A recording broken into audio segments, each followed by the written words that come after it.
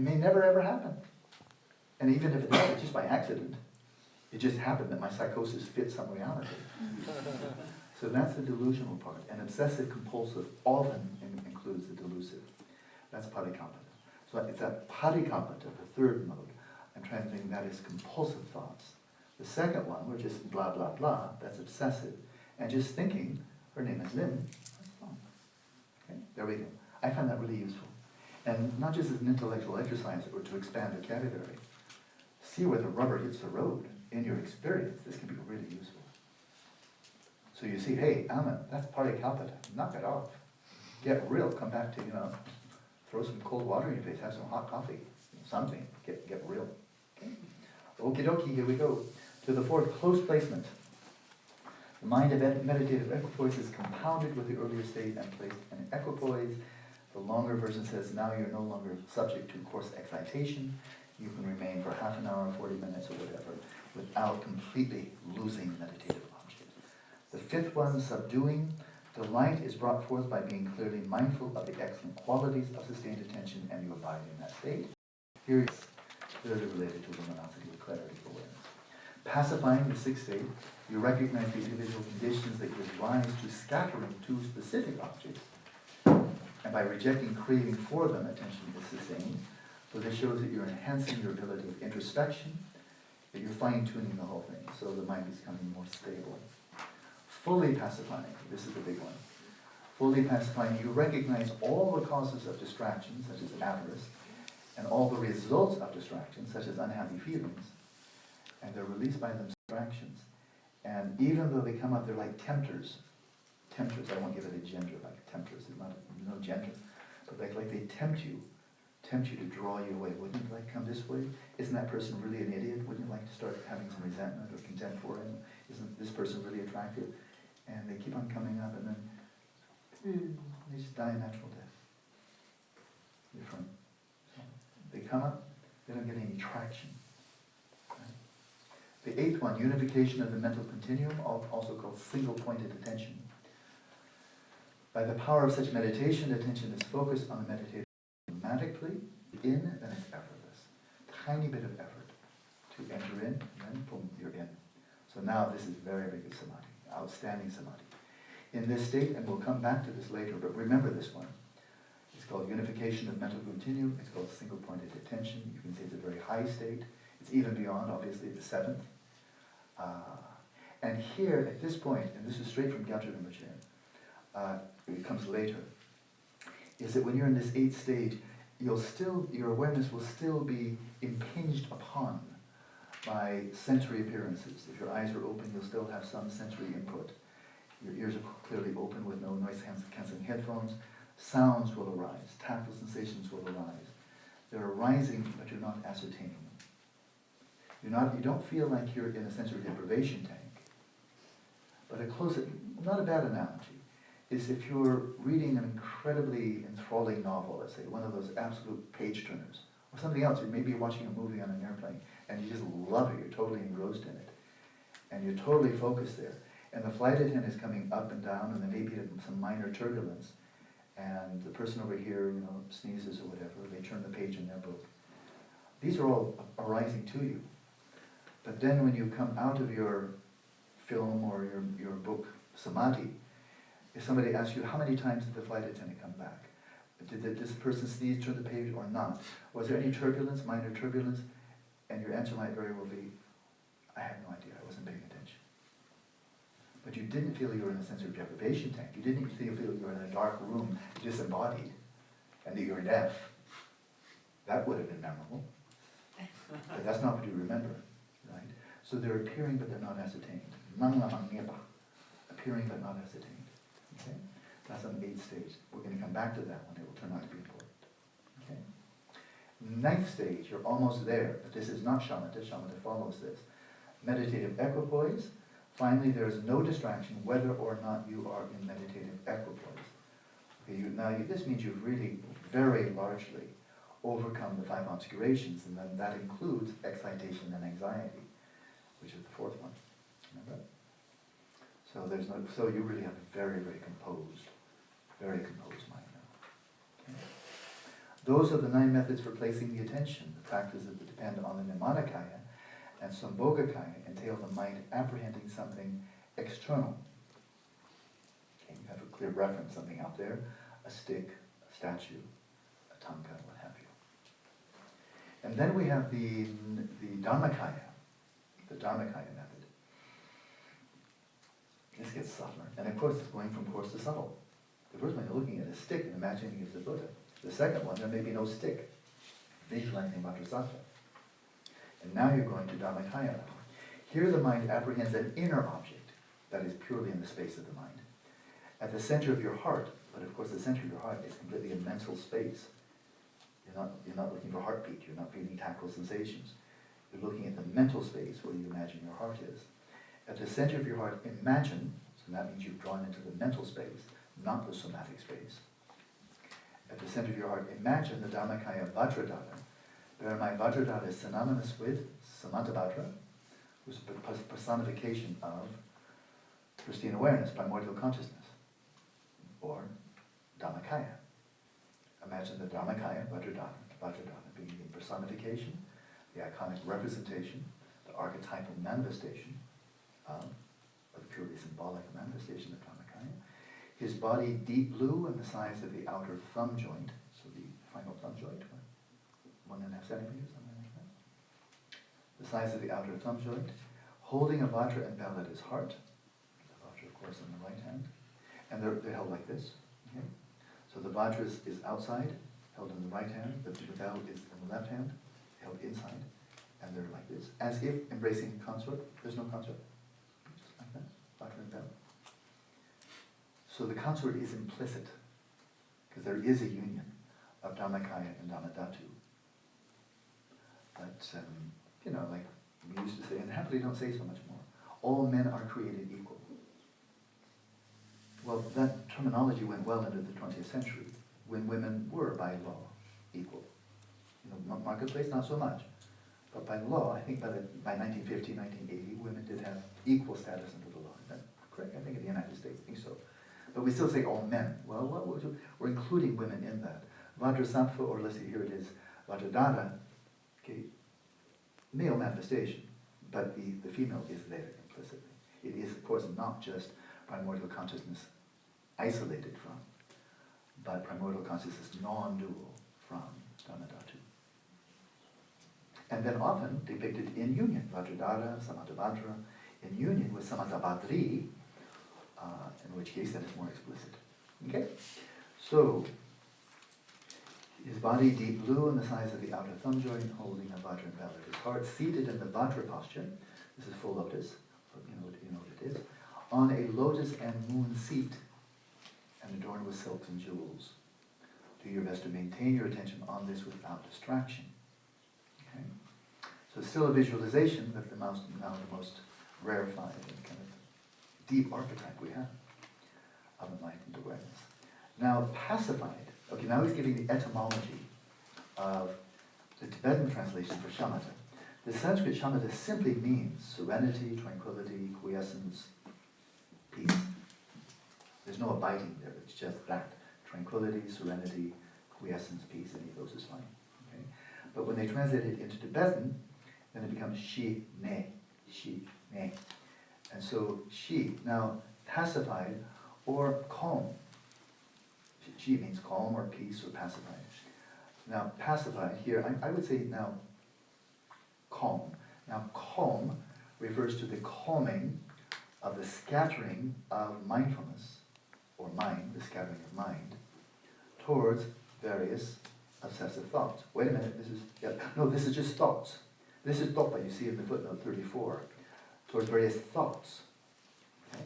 So I wouldn't say conception, just thoughts, nice, simple. Kalpana.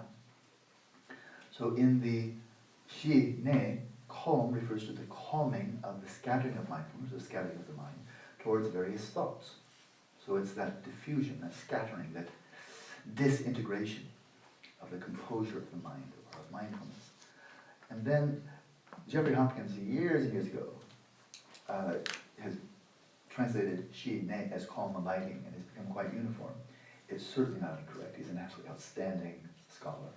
He's one of my own mentors as a Tibetan Buddhist scholar. So he translated it as a calm abiding. I mildly prefer, because it's perfectly correct, presence. Ne means to be present. Present. Abiding is okay, but I think calm presence is a bit more English. Calm abiding is a bit contrived. It's not something that popped up in an organic conversation. Calm presence. Presence means not moving about, just presence. Ne, presence. So the mind's presence radiantly, wherever it is, or the mind's radiant presence, I think is better. The mind's radiant presence, wherever it is focused, is shamatha. So it's calm presence. I think it might be mildly, just kind of like a feel of it. I like it better than calm abiding. I generally use quiescence, but then I said, when I say quiescence, people are saying, you mean shamatha. So I just use shamatha. And so there it is. He just gave the etymology. But the etymology is very useful, this last sentence especially. And that is, there's a calming here, but you've not only calmed scattering, you've calmed dullness. So there's a radiant presence. The mind's radiant presence, which of course is calm, that's shamatha. Okay? So that's that. That's a cultivation of shamatha with characteristics. But we know by context, in Dzogchen and Mahamudra, the shamatha with characteristics, or with a sign, is basically a preparation to the shamatha that it's just immediate entry, just next door neighbor to really the Vipashyana, the focusing in on the fathoming, the exploring of the nature of mind, cutting through mind to the substrate, cutting through substrate to rikra. So sooner or later, you will want to get to shamatha without a sign, if you really have a passion to immerse yourself in the practice of Mahamudra Dzogchen. So this, you see this is very, very clearly in natural liberation. He starts with a stick or a pebble, ends in shamatha without a sign. You see it in Space of Path for Freedom, start with a stick or pebble, and then he goes off to the very subtle, the focusing on the mind, focusing on thoughts, or the samadhi of the shamatha of non-conceptualization, taught by Maitripa. He's a major source of the Mahamudra teaching. Okay? So it just makes really good sense. If your passion is to really immerse yourself and follow through to its culmination, stage regeneration practice, it makes really good sense to do a lot of visualization. You may as well achieve shamatha, focusing on a Buddha image. Namanakaya, Sambhogakaya, Dhammakaya, self-generation, develop shamatha there. That would make really good sense. Develop your visualization skills. You're going to need these big time in stage regeneration. Whereas if your passion is, just give me a beeline to Mahamudra Dzogchen, then you may as well just get down to it quickly, practice shamatha with that characteristic. And that the next door neighbor to that is taking the mind as the path, where you are attending to thoughts and images coming up, which means there is a reverent. Okay, here we go. We're keeping the pace brisk today. So then in shamatha without characteristics, you direct the mind to samatha. But now we see samatha not as blue color bearing a vajra and bell, but now, because that was the symbolic representation of samatha. Now he says, do your very best to direct your mind to samatha. Samatha is rigpa, primordial consciousness. You're going to do your best approximation of that in this shamatha practice. So what is this samatha, the actual samatha? Samatha is emptiness. Emptiness of all appearances, devoid of form, color, and substance. Substance, I think, is a good translation here. Something tangible, something substantial. Well, it's insubstantial, colorless, formless. So we know now that we're dealing with something much more subtle, intangible. For starters, it's an emptiness, an absence, a certain type of absence that is devoid, empty of, or absent of form, color, and substance.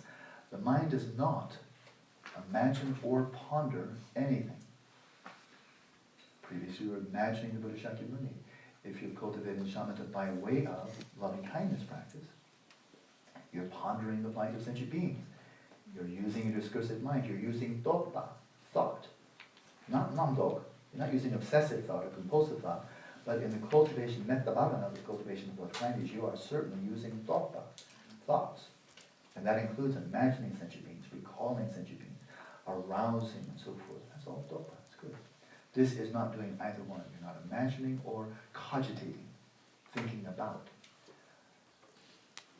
The next phrase, I wish I could see the Tibetan, I just don't have it with me, but I know what it means, even though my English is not clear here.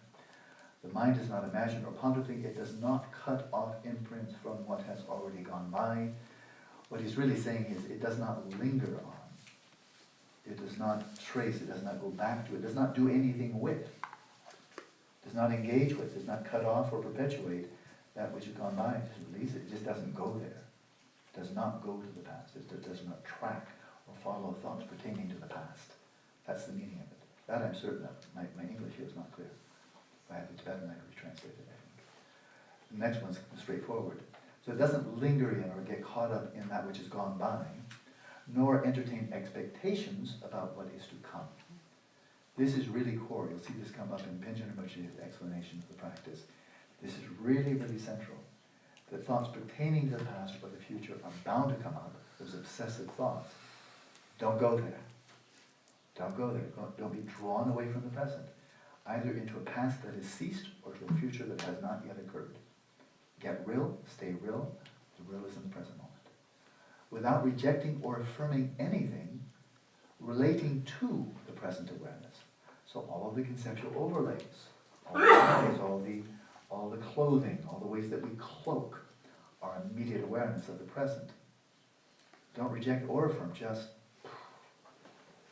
don't get caught up in any of that. Just stay in the present. The mind simply relaxes without distraction and is settled in that relaxation. This is the entry point. We're going to see he really elaborates on this, but this is the place to start. This is the culmination of settling body, speech, and mind in the natural state. When you set your mind at ease, simply relaxes, in stillness, without distraction. Don't lose clarity, otherwise you're just spacing out. And you settle in that sense of ease, that stillness, and not yet having any referent at all. That is, you're not looking inward, you're not looking outward, you're not trying to be aware of awareness. You're coming to establish your baseline. Totally present, not put into gear yet, not practicing something yet. Resting. Now he's going to go further, but that's the culmination of the initial settling of body, speech, and mind. The Bhadra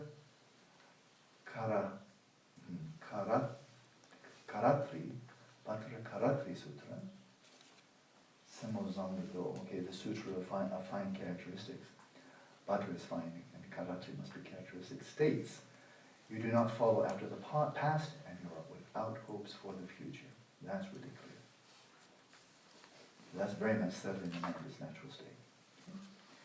And the Avayi Varta Chakra Sutra. The sutra of the cycles of non-returning, not coming back, states the mind of the past is not found. And so it is for the future. You don't find the mind of the past, you don't find the mind of the future. Achieve equanimity regarding the events of the present. Very pithy. Very interesting. Mind of the past no longer exists, and the mind of the future doesn't yet exist. So rest in that equipoise, that equality, that balance regarding the events of the present, hovering right there in the present moment. Always fresh, always momentary. Never a repeat performance. The Sandhi Nimochana Sutra, a very famous sutra. Dote Gong Gombai Nyetela, definitely the definitive commentary on the view of the collection of the sutras. Okay. States, Lord, how many objects of shamatha are there? I replied, there is one. It has the form of no obsessive thoughts. How is one to cultivate shamatha? When with constant mental engagement, continually engaging with the mind itself. So now we're not just resting. We're not just resting. We're engaging with nothing outside the mind. We're engaging with the mind itself. Okay?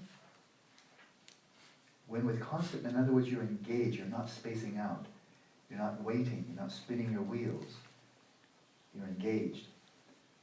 When with constant mental engagement, continually engaging with the mind itself, there is samadhi uninterrupted by laxity and excitation.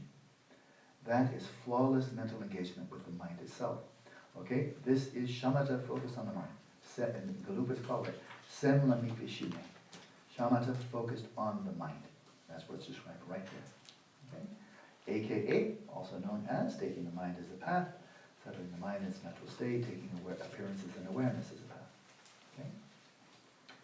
The Prajaparamita Samchaya Gatta, the Vipa, simply the synthesis of the sutras, states,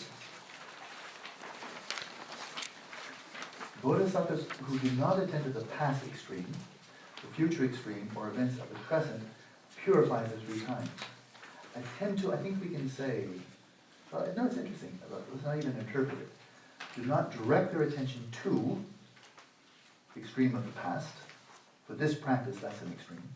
There are times, of course, when it's perfectly fine to recall the past, think about the past. Not in this practice. You do not direct your attention to the past. You do not direct your attention to the future. But you do not direct your attention to events of the present either. They purify the 3 times. I think what it's really getting at is, attend here means to reify. Because by and large, when we attend, for us ordinary sentient beings, when we attend to something, we reify it. It just comes just natural. I look over at Paula, I immediately reify Paula. I think she's over there, she's from her own side. That's just what we do, until we learn better. And so I think by the next sentence, I think that may be deemed a reasonable interpretation. These bodhisattvas, they experience the unconditioned, the non-composite, the unconditioned, without elaboration, that means without conceptual elaboration, and they experience the supreme perfection of wisdom. Well, as soon as we see that, we know that we're not just dealing with flat-out shamatha. So attend here must be something deeper, something more problematic than simply attending to. Does the Buddha attend to events of the present? Of course. But the Buddha doesn't reify anything. And when we're referring here to the unconditioned, well, that refers to nirvana. Without elaboration, without being cloaked in the veils of conceptual elaboration or conceptual proliferation, Panchen, Tibetan, and they experience the supreme perfection of wisdom. Well, this means they're realizing emptiness, and emptiness is nirvana. In the Kalachakra Mula Tantra, the root tantra of Kalachakra, it is said, the Mahamudra of individual withdrawal has the characteristic of empty space. There are 6 yogas in the completion stage of Kalachakra. This is the first one, Soradu, it's called in Tibetan, Sosaduda. And it's an individual withdrawal, the individual withdrawal of the awareness from all of the various sense domains, one by one, drawing inward, and drawing inwards, what you wind up with is not cramped in a claustrophobic little tiny space, but has the characters of empty space, which is vast and open. Under Chökyi, he was cited earlier as one of the 5 great patriarchs of the Sakya tradition, with the luminous, and we see he's throwing his net widely. He's throwing it to sutras, to tantras, to a great Sakya, a Sakya adept, great yogi. And so he's showing that this is not a sectarian issue, it's not just sutra or tantra, it's not this school or that school. This is a practice that had a lot of emphasis in all schools of Tibetan Buddhism and going back to India, back to the teachings of the Buddha himself. With the luminosity of mindfulness of thoughts, luminosity itself is what appears. So this would quite clearly, luminosity itself is what appeared. This is where your awareness is inverting right in upon its own luminosity. The luminosity of mindfulness itself, let alone the luminosity of thoughts, some bright thoughts, some dull thoughts, and so forth, not attending to that. This is focusing right in upon that which illuminates thoughts, which is awareness itself. And so it is now very close to the bone, very up close and intimate. This is definitely getting to shamatha without characteristics, where you're not attending to anything outside of awareness itself. The Mahayana Sutra Alankara, the ornament for the Mahayana Sutra, states, one of the 5 works of Maitreya, states, the lucidity or the transparency of turbid water. So it has a lot of mud or silt in it. And the lucidity is transparency. You can look right through it, like crystal clear water. Like this water right here is lucid. You see right through it. lucidity of turbid water does not arise from the beginning. That is, you throw a handful of dirt in it and stir it out, and it's not lucid. But appears only with the disappearance of impurities, and that is all the impurities, the silt, the dirt, settles to the bottom, and what's above that is crystal clear water. It's just like that for you. So when we begin the practice, for example, of settling the mind in its natural state, we see a lot of motion, a lot of activity. And then, over the course of practice, the activities, the movements and so forth subside, and you wind up with a space that is empty and lucid. You achieve shamatha. You can do it quickly, that is, you can do it abruptly by cutting off the sedimentation of the mind, the movements of the mind, or you can allow it just to settle naturally, as in settling the mind in its natural state. But one way or another, the sedimentation, the noise of the mind has to calm down if you're ever to achieve shamatha. The Samadhi Raja Sutra, the Sutra of the King of Samadhis, also states, without obsessive thoughts, conceptualization without ideation. Now, I wish I could say this better than I can't. So, I have to guess. But, I mean, it's clear. So without thoughts, without thoughts, yeah, this one I think you can say, without thoughts, without compulsive thoughts, without an apprehended object, no target, and nothing to display, the mind too is without an object. So now we're kind of really coming in. Here is, shamatha without characteristics, no outside reference. Therefore it's called samadhi. Samadhi means unification of the mind. Samadhi. Sam means totally, a means really, and di comes from the Sanskrit verbal root da, which means to place. So you're totally, really placing the mind, a total composure, unification. And in this case, it's samadhi of the mind itself. Like a black hole that draws in all the light in upon itself. If the Bodhisattvas, Jinaputras, these are Bodhisattvas, sons or children of the Jinas, if the Bodhisattvas, Jinaputras cultivate this king of samadhis, they go beyond thoughts, which are ideation, conceptualization, which is difficult to transcend. And gradually non-conceptual primordial consciousness arises. So they go beyond thoughts, which are difficult to transcend. Even when you first realize emptiness, it will be conceptually veiled. You're realizing it, but by way of ideas, by way of conceptualization. When you first have a taste of rigpa, it will be almost certainly veiled by ideation or thoughts. It will not be unmediated, most likely. But as you go deeper, deeper into realization of emptiness, you settle more and more deeply in your experience of rigpa. Then eventually, sooner or later, it becomes completely conceptually unmediated. And if you're following the Bodhisattva path, that's when you become an Arya Bodhisattva.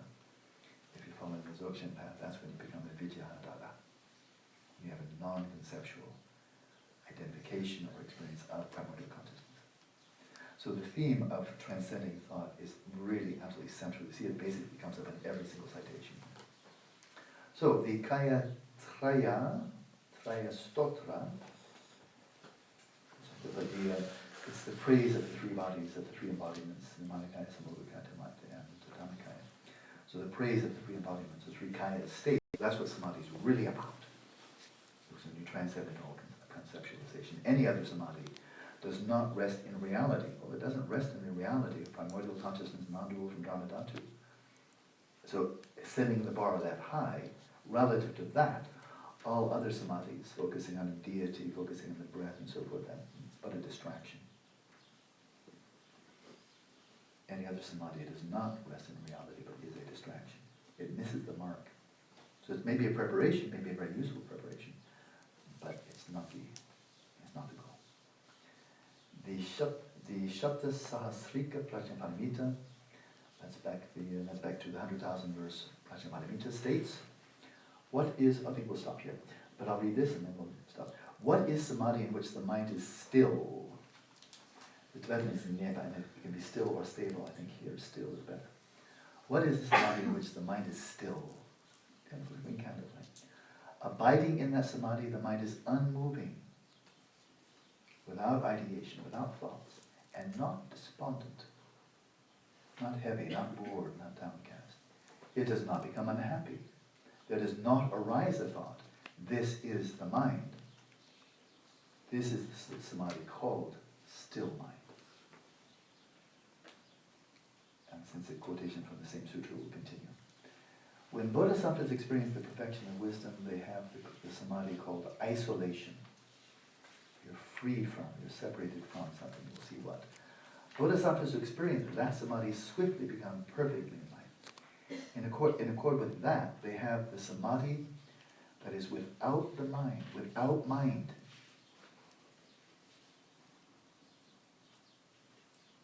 Transcendent mind. When you're resting in Rigpa, of course mind nowhere to be found. Substrate consciousness nowhere to be found. Coarse mind is called coarse mind, and the substrate consciousness is called subtle mind. This is Rigpa, primordial consciousness. They have the samadhi that was without mind, without mental activity, unmoving, not attending to the essence of all phenomena. It does not have a reference. It's not caught up in duality, in bifurcation, dualistic grasping. Bodhisattvas, and this is where we'll stop. Bodhisattvas, the great beings, Mahasattvas, who experience that samadhi swiftly become perfectly enlightened. This is the excellent cause of jhana and shamatha. So he's now given a very rarefied, raise the bar. What is the jhana that we really want to go for? Shamatha is that. It is profound due to its isolation. Isolation from the mind itself that transcends mind, all the activity of the conditioned mind. It is profound due to its isolation, profound because its depths are difficult to measure. Subhuti, this which is without form, is the profundity of form. Subhuti, and now he's going to go through the 5 skandhas. Here's the first one. Subhuti, this which is without feeling, which transcends feeling, discernment, mental formations, and consciousness, is the profundity of consciousness. Gone down to the ground, clearly. Ground, Dharmakaya, ground Rigpa. This is the profundity. This is the ultimate ground. Subhuti, this perfection of wisdom, is without thought, without ideation. The absence of ideation is called Buddha. The absence of ideation is called enlightenment.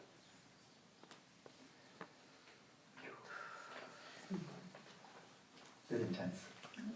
Good. Going right to the new place. Just right to the new place. This is the first teaching that I said after the top, which I will do because they're very interesting. Mark really chose this because he plucked it out of the big tent, this one chapter, boom, and from there to the action. Very good. So I think our task is clear before us. This you can do.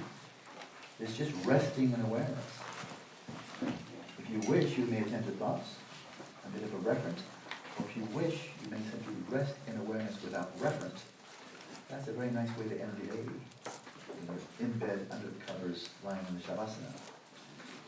Especially if you're not attending to thoughts. Thoughts may keep you awake, and arousing you, catching your interest and so forth. They can keep you awake. But in my experience, if you're just resting in awareness, it doesn't arouse, it doesn't excite or agitate them. And it is a beeline, it's a direct line. You go consciously from the waking state right into deep dreamless sleep and enter dreamless sleep lucidly. That's worth doing. Very good preparation for dying lucidly. Entering the dead zone, the dark near attainment, lucidly. That's really worthwhile.